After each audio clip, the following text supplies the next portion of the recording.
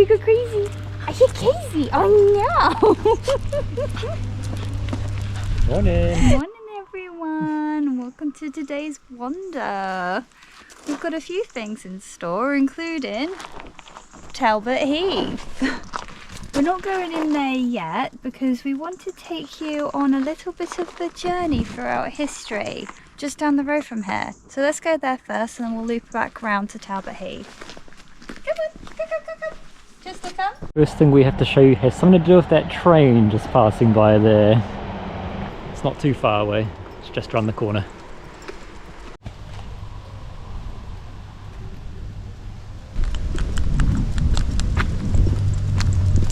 So this is our first stop off.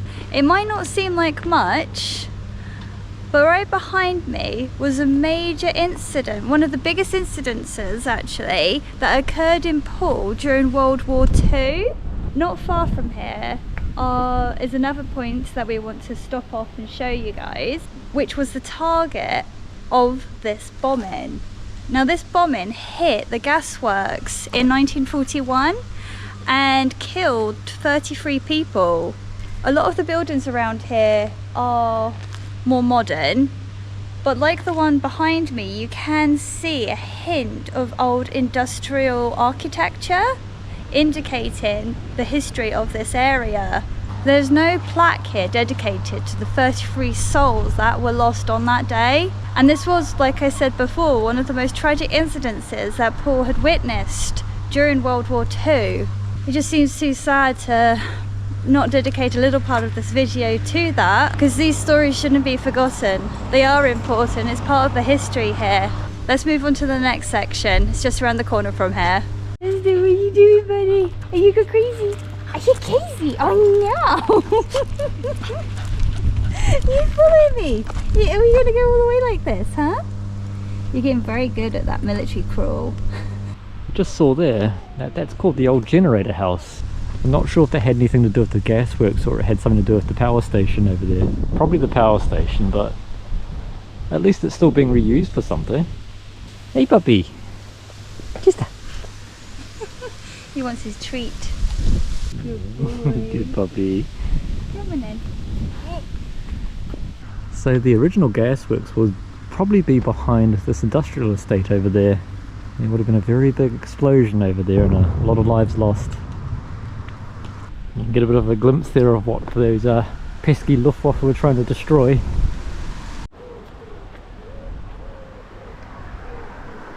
So these is what the Luftwaffe was trying to destroy, and unfortunately they did hit the gas plant instead, which caused all those lives to be lost. At the same time, if they did actually hit these, it would have disrupted a lot of transportation of the cordite factory in Halton Heath, as they were trying to move all that cordite from Halton Heath all the way to London. The Luftwaffe only sent one bomber to do the job, which is probably why they missed, but at the same time, apparently as they flew over, so they would have flown over there from the gasworks, gone all the way over, tried to get the bridges, and then kept going Bournemouth way. As they were flying over, they were shooting it with their machine guns as well, and that's the only damage that the bridges themselves took during the attack.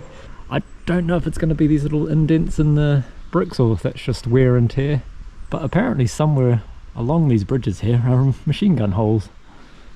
And as Hoy has just spotted, there are indeed dragon's teeth, in case there ever was an invasion to prevent tanks from going through the bridges. I guess they anticipated this would have been one of the primary invasion routes inland. Scary, but it's amazing how intact those are actually, they still are, and really good nick.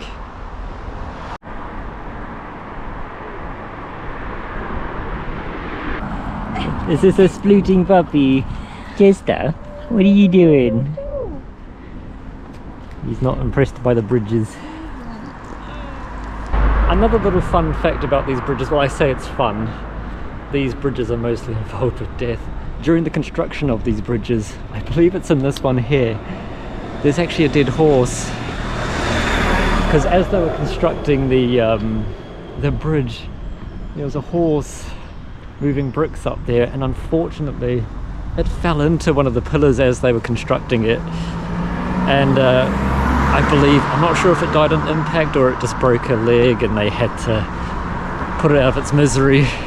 couldn't actually recover the body, so it is still in there somewhere at the moment, which is really sad. I wonder if we can find its name. We just made a bit of a detour away from the main road because Hoy said that there's a pillbox here, and we believe we've found it. It's a little bit overgrown, to say the least. Yeah, we're certain it's this. Maybe we can come back in winter time and actually see it properly, because yeah, incredibly overgrown. Look at this massive sycamore tree. It's huge! That must be so old. Oh gosh. Considering it's on the like side of a railway track going down a hill, that's hung on well, hasn't it? I wonder how old this hill is then. Been here a long time. Because this is called Bourne, well that's called Bourne Valley Road, so this must be part of a valley, meaning it is being natural, a natural valley, right? I would have thought. So that, I wonder if that's been here since all of this was like heathland and things.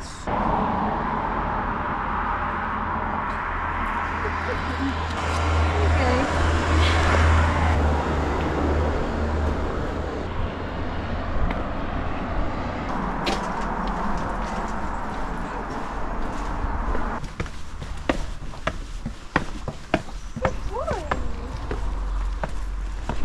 So welcome to the very tip top of Bournemouth Gardens. Bournemouth Gardens runs all the way from just over there, a good few miles all the way down to Bournemouth Pier, down on the beach. I'm not actually sure how long this actually is from here to the pier. We'll pop it on the screen now. This is a really nice garden, almost any time of year. We prefer it up this side where it's nice and quiet, because it gets a bit chaotic down near Bournemouth itself. A really nice area, apart from one thing that happened. We'll go into that in a bit.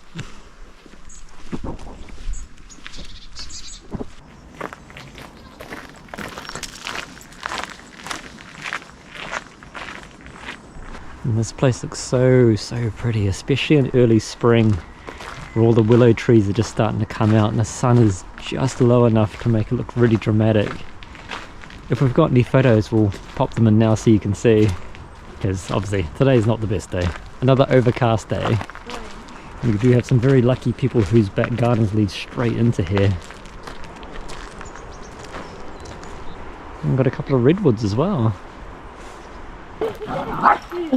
Be nice now, dog. Cuddles. He's Poole. He is. He's alright, he's in. Quite a few dogs appearing now, which is making Chester a bit feisty. We're almost at our next destination anyway. Good boy. Good job. Welcome to Koi Gardens.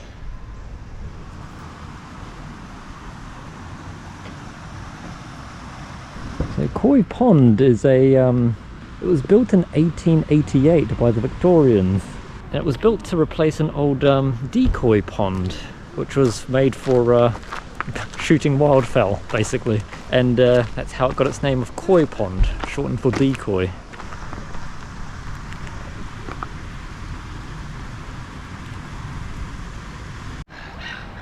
Just waits. Come. In the winter of 1954, a 16-year-old boy approached a gardener who was working here at the pond and decided it was a good idea to take the gardener's scythe and then brutally murder him with it. As you can imagine, it was a bit of a shock to the community around here because how peaceful it is. The boy was sentenced to only 3 years in prison. The decision was made for that because the boy had severe mental health issues, so they really lessened the sentence. Soon after the sentencing, the boy actually committed suicide. So the whole thing's just tragic, but that happened right here all those years ago.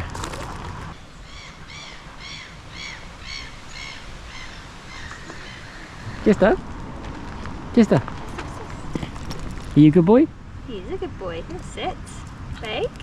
There's nothing there. Oh, I'll give no. you one. Did you get cheated, Chester? Tap. Boy. Yeah. You've been practicing recall, haven't you? You did very well.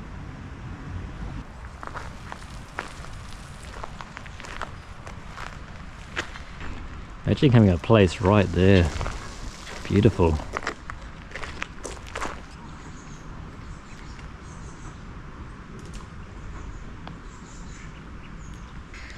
This garden's actually run by volunteers too. I think it's like called Friends of Koi Gardens or Friends of Koi Pond, one of those two. But yeah, they volunteer to keep this place nice and beautiful as it is for free. Good on you guys.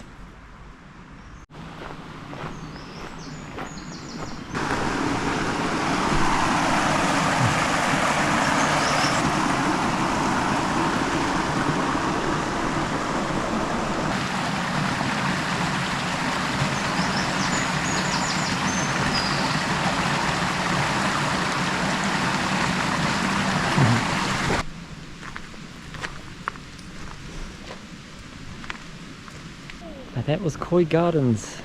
Small but sweet. So we're going to take you to one more place we want to show you today. It's just up the flight of stairs up here. We were just saying how yawny it is today. It's like such a lazy Sunday feeling. Like I can't stop yawning and so can't Hoy. Ironically, Chester's got plenty of energy. It's usually the other way around. Up the stairs of doom.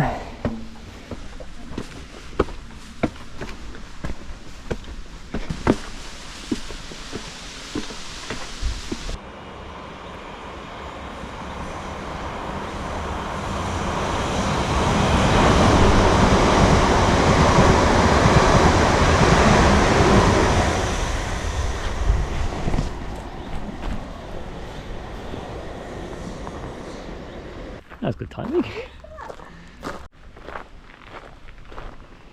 Welcome back to Talbot Heath. We did actually bring you to Talbot Heath quite a few months ago during winter when it was all miserable and rubbish, and Chester was still such a little puppy. Your raincoat's not really covering up your butt, is it? I think we only managed to walk up one hill and back down again, but we managed to make that into a video for you. We still won't be able to do the whole heathland today because I think Chester's actually getting quite tired, despite me saying he was full of beans a second ago. He seems to have just randomly crashed, so we'll make this quick. But we want to show you a couple of things here on Talbot Heath that are just over there. The first being these two massive poles or pylons or towers, whatever you want to call them. Radio towers. Aerials, that's the word. Yeah, really stick out like a sore thumb. I'm not actually sure how old they are. They once were AM radio transmitters. Yeah, they're no longer used, but they haven't taken them down for some reason, so they might have plans in the future for them. Well, they're not in use anymore. I just don't think they could afford, or they don't want to use the money to take them down, so they're just leaving them up there. I'm not sure what their original use was, but yeah, I don't know how long they've been made redundant for. It's starting to rain. It is starting to rain. Just a quick take shelter. Oh, it's really starting to rain. I've just been forced out into the rain by a wasp. I'd rather do the rain than get stung by a wasp. The last thing I want to show you is a burrow that Tasha's granddad actually pointed out to us a long time ago, but we had no idea it was here ourselves. Despite him living in all the way in Kent, he knew about it. I don't know where the burrows actually are. I think they're sort of in this direction underneath a lot of the trees here. It's known as fern burrow. It's about 14 meters wide and only 1 meter high, so it is very short. That nearly gave me a heart attack. And it is indeed a Bronze Age burrow. Like all Bronze Age burrows, it's incredibly old. About 2400 to 1500 BC. Like really old. I hope we can find it. I think it's over there somewhere.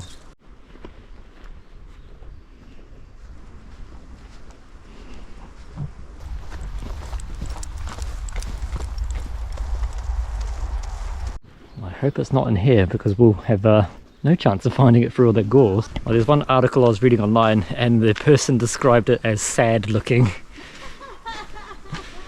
So we'll see it. If we see it, we'll probably see it. If not, it's behind the gorse. Just not looking promising. I mean, I might try in here. It's all secluded and tucked away. Let's have a look.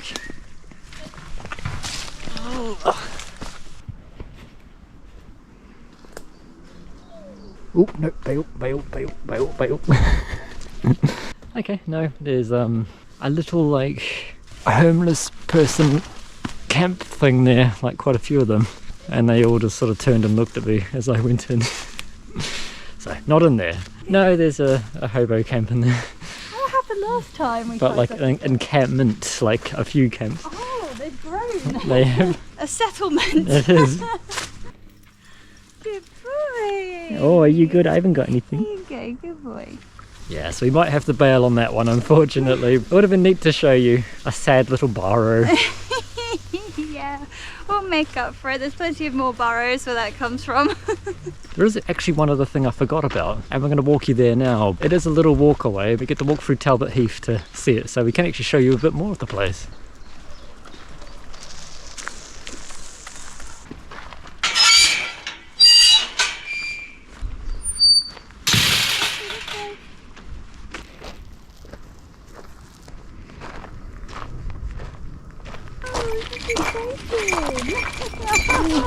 Oh, hello. Hello. Nice to meet you too. You kind of...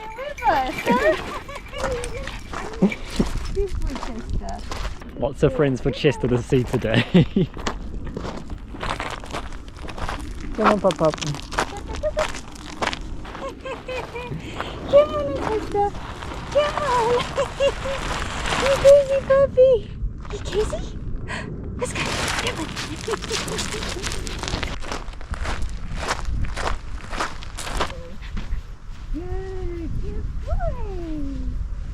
You can see they do release cattle here during the summer. So Talbot Heath, like back in the day, used to connect all the way up to Canford Heath, which we told you about previously in one of our last videos, is where everybody in Poole had to retreat to when the Spanish and French invaded Poole Harbour. It used to be just one giant heathland. Can we squeeze through? Not with my backpack. Alright. Just because some of us have smaller hips and no breasts.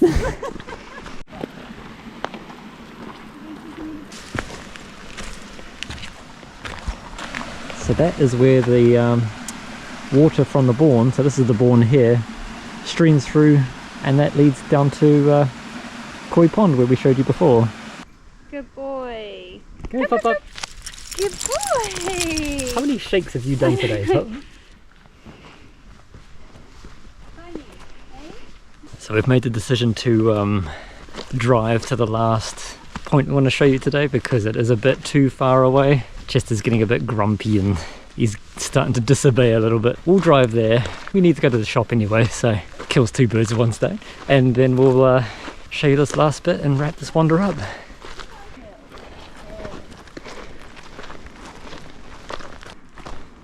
Good boy. Good. So here we are back where we started today's wander. We're going to magically teleport you to the other side of the heathland. See you in a bit. Hi again. Yes, it's not Shane, surprise! So we are at another part of the heathland that was actually turned into a quarry.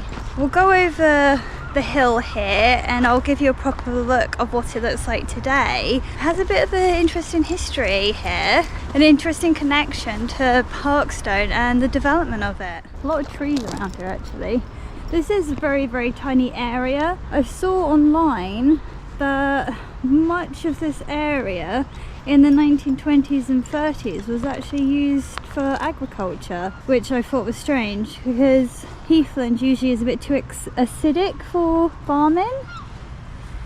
In fact, I think heathlands were created mostly because people tried farming the areas and crops didn't take, so they ended up turning into heathlands.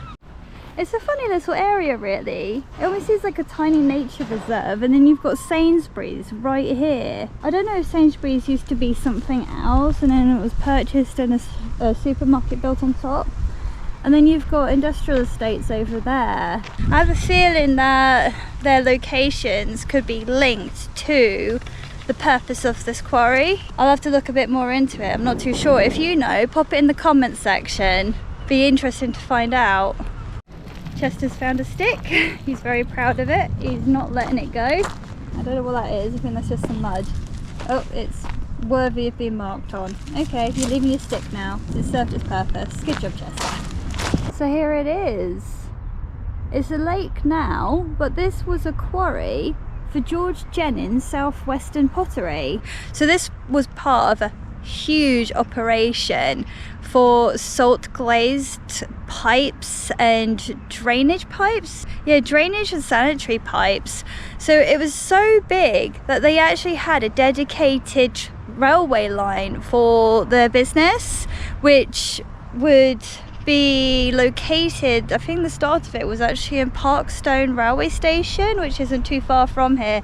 I'm not sure where the actual pottery was, but they'd get all of the clay from here, and then they make the pipes, take them down to the railway station, and it gets transported to wherever it was needed from there. And this wasn't the only place that they would do this, like where there was a quarry. There was also a quarry in Lilliput. I'm not sure where, but I'm pretty certain there's like a pottery road, or there are roads that indicate where the history of the pottery actually was. And I believe the industrial estate near the viaducts, that roundabout there, is called Pottery Junction. So it's all around here was basically shaped because of the pottery industry. You'd honestly have no idea because of how much has actually been built around here, because now it's towns, like it's got Parkstone, it's got Sainsbury's, like I pointed out.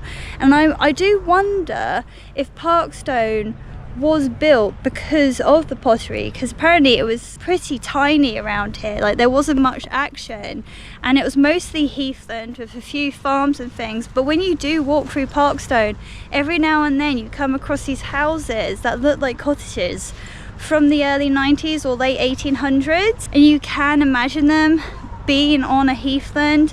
It must have been so different back then. I bet it was beautiful around here. Have you had enough? You don't want to go home and have a dental stick? Ooh, does that sound exciting? You want a dental stick? Chester keeps stopping and starting and deciding to pull me down a hill. So I think, unless Shane doesn't want to find my body floating in the lake, I'm gonna head back with this tired puppy, get him to bed. Sorry, I just noticed there's a big hole in the wall there. In the wall. Is that a burrow? Oh, Chester. Come on, let's go this way, we'll look at the burrow. There's a den here. You're meant to be interested in these things more than me. Fine, Chester. We'll go home. Let's get your dental stick. Come on. Chester, dental stick. Motivation. Well, short-lived, but it was the start. Got us a bit closer. A very short distance closer. Hey, Shane's appeared again. Yay. Whoa! And I got Chester somehow. Yeah, magic. Well, this concludes the end of our wander for today. We hope you've enjoyed joining us for this one. Yeah, it was like really lazy and sleepy. Yeah, we were yawning so much. Yeah, it's a Sunday, so it's fine. Yeah, it's also really warm and humid. Even though the sun's not out, it's a very thick air. I say that we've both got our jackets on. We're crazy. Yeah, we are. If you did enjoy this, please like and subscribe to our channel. We would love to have you for the next one. Are you going to say goodbye? Bye-bye. Good boy. Good boy. We'll catch you later. Catch Take you care. later. Bye. Chester rates Bourne Valley 4 out of 5 paws. Even though his humans were being slow and lazy, and the weather was a little bit miserable, he still thinks it's a nice place. You should take your humans there when it's nice and sunny, as this should give them all the energy they need to make sure that you can be carried at your beck and call.